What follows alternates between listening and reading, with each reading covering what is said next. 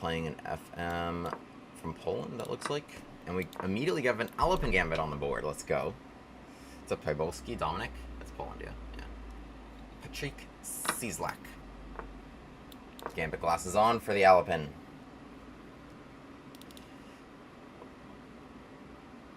Oh yeah, he was blitzing out moves before. Now he's not so short. Now he's not so sure. The thing about knight c3, I guess there's like bishop b4. It's not really a big deal.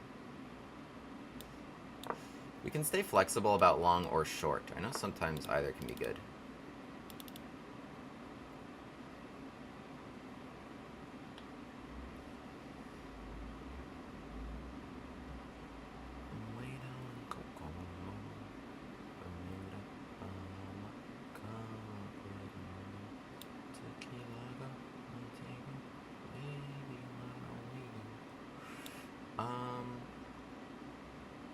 I think the problem is like knight g4, and like bishop will come right to c5.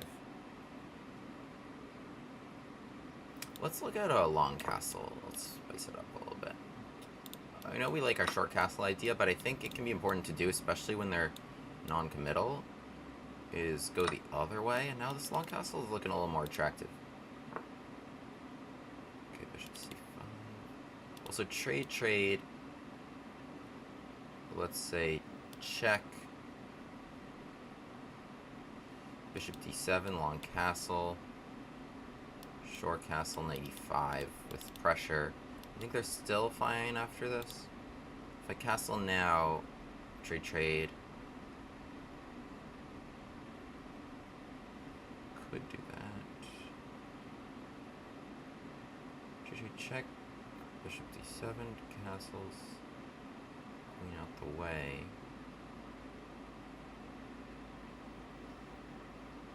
Alright, let's do this. So I think they're going to take it. They had to, because if they castled and then they made the knight move, then check wins the queen. Now, I feel like I spent too long on what was an obvious decision. I'm expecting this. I don't think you can play knight c5 anymore. I think this gets very dangerous. Bishop d7. Oh, you're going to keep yourself in the middle and give me all these... Wow. Wait, really? You're gonna give me this?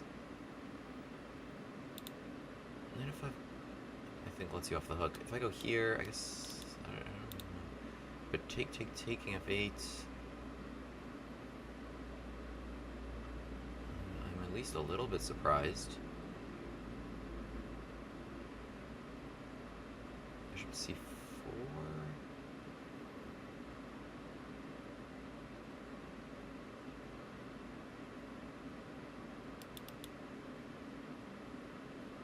Alright, let's start with this.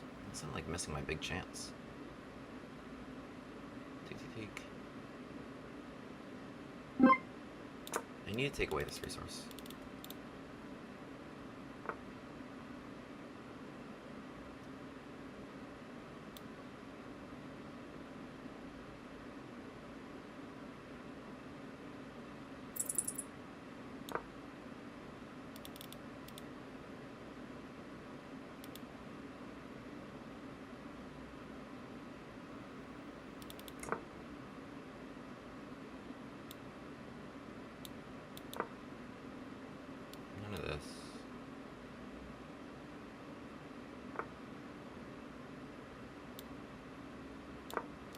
Takes if they take here.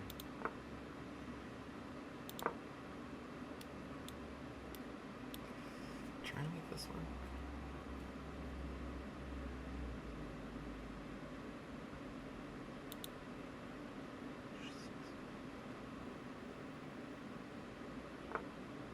Whoa.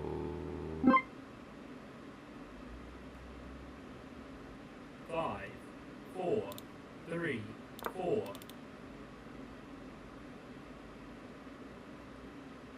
Takes h7, but just here, right?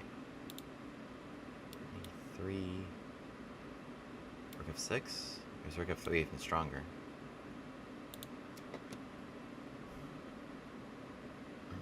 Because if they trade queens, they're losing a piece. How do you not lose a piece? In 83. We have 3.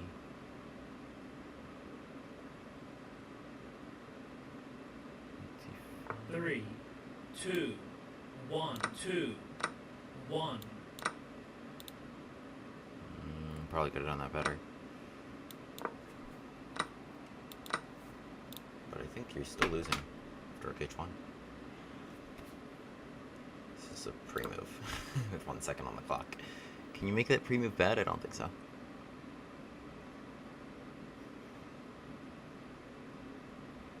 Geez, 1 second. Not a lot of seconds. 2, 1, 2, 1. 2. No, it's 1, 2, 2, 1, 2, 3. 2, 1, 2, 3, 2, 3. Ooh, we got him, we got him, we got him, we got him, we got him. He tried to take away, like, the obvious things that I was trying to do. He tried to take away, like the obvious things. But he was, like, tricky. He was completely lost, but he kept it tricky with the low clock. So. But my opponent delays castling, right? They're doing some, like, strikes in the middle, and so we gotta mix it up. Like, if I just, like, castle anyway, okay, there's probably takes, and, like, okay, let's say I do, like, the same thing. Now bishop c5 comes in one go. Not clear how I'm removing this defender. This knight's gonna jump here, maybe get rid of this very, very important bishop, right? So in the game, I switch it up, and I'm gonna play queen e2 with some, like, long castle ideas. So they play c takes d4, right? So imagine they, like, play bishop e7 anyway. I'm trying to long castle, and now, like, here, like, okay, you can't even take the pawn, because, like, any knight move, for instance, I have bishop h7. So we've got, like, a lot of pressure here with this long castle idea, putting a bishop and knight, or a knight here, you know, with, like, checks, or, like, the knight can jump in. So this is fun. And then otherwise, like, typically the idea is going to be, you know, something with, like, g4, g5. g4, g5, make that knight move, and again, the bishops should cook on h7 if we get that to happen. Somebody comes to the h-file, rook, queen, whatever, and we make something happen over there. cd4, bishop d4, bishop c5. So my opponent's doing, like, literally all the best moves. They're trading off for a very powerful bishop, moving this in one go, not having to go bishop e7, and then bishop takes c5 at a later date, and they're doing it right before I castle, so take c5 doesn't really generate anything for me. I was looking at this in the game, check here with the pin, but this is sufficiently defended no matter how many times I hit this. Oh, they even have bishop takes b5, so, like, the pin isn't even that good, right, because they hit the queen. So in the game, castles, bishop takes d4, again, they're doing everything right, and now they go queen c7, and it was okay. So it's plus engine evaluating this to a draw, which is funny. Takes. So I was really looking at this. King f8. So the line I was looking at in the game was like bishop c4, trying to checkmate them there. And then any knight move, right? I was looking at this rook d8 and queen f7 to follow, which would have been sick, but then I couldn't find a solution in 85. Yeah, so this is winning for black, because in 85 it does double cover on f7, and they're fine here with my queen hit and bishop hit. But the winning move here was actually just rook f1. So taking away the queen f4 resource like I called, but just later, and I think this is going to set up bishop c4 next turn with rook takes f6 as a threat if this knight were to move. Or even just g4, g5, and, you know, I think they're kind of tied down, because, yeah, this knight can't really move now is the point, because of the rook takes f6 sacrifice. Okay, so that was actually working, but I played rook f1, trying to take away queen f4, and again they find the top defensive resource, queen e5. So they're doing everything right here, queen f2, and then now they castle. So now they castle, and they've thrown off kind of what I'm trying to do with this a little bit. I would like to have the dark square bishop supporting here. You know, I'm still having to deal with these checks as I keep complaining about. So I play king b1, just getting out of the way. Knight g4 is like a little ambitious. I think at this point, yeah, you should start doing your stuff on the queen side, getting this out. Knight c5, targeting this bishop makes a lot of sense, for instance. Okay, knight g4, going after this, going after the knight, looking at knight e3. This is a little aggressive for, you know, still having problems on h7. And now after queen to h4, right, so now they're doubling down on this. The engine's recommending you to just come back. But now they're doubling down. They're being like, okay, I do want to take this knight, even though this bishop takes h7 on the table. By the way, now, so we hit the stuff, right? So knight g4, right, they played really, really well to this point, like really well. But knight g4, like going for an 83 was like really ambitious. So here we're striking back on h7. They go here, and h3 gives them some problems, because now the knight goes somewhere, and then I take this one. Without the knight to recapture there, then I get you on h7. So that's tricky. So they threw this at me. I guess, yeah, knight h6, I was going to go here. I think it's not even the best move. This first. But g4, g5, I mean, it seems pretty straightforward to me. You still can't take my knight. I didn't need that resource. I have takes h7 check. So, the g4, g5 looks like a big problem. In the game, g5, which makes sense trying to trade queens, but the problem is you can't even trade the queens You can open the king if you're getting the queens off the board, but you're not, because or you can, but you're losing this knight. The pawn's not there to defend the knight, so knight h6 now is not really an option for you. In the game, king g7, and I think we continued to play this well here. Takes. King g7 was good. What they're doing here is good. They defended that and made this not be checked. But look at the time difference. 119 to 2. Here, let me let y'all see this. 119 to 2. So that's pretty crazy. In the game, bishop takes h7. So we're just taking that anyway, because I was just like, I just need to move. Here, queen e5 just kills him. Best was, I actually did everything pretty well here. Yeah, queen e5 is just killing him. They have no development here, they have no dark square control, and I have the files open, so like takes, I have the f file open, and now this is when I was at 1.7, and I was just pre-moving rook h1. They do well here to keep this game going, because e5, it's just, or else rook h1, rook h8 is just going to like mate you instantly, whether I got to take it or what.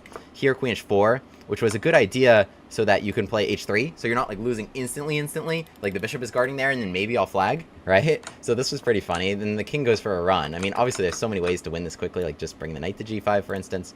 But this was pretty funny. We figured something out. In the end here. We used the knight, and we took that. I was trying to play queen takes e6. They're like, no. We had to switch gears a couple times. Finally, we made something happen there.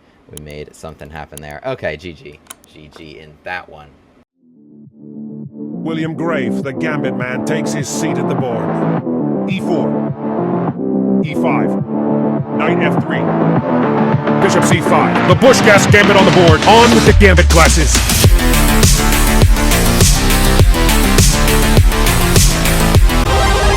Hero Pod unlocked!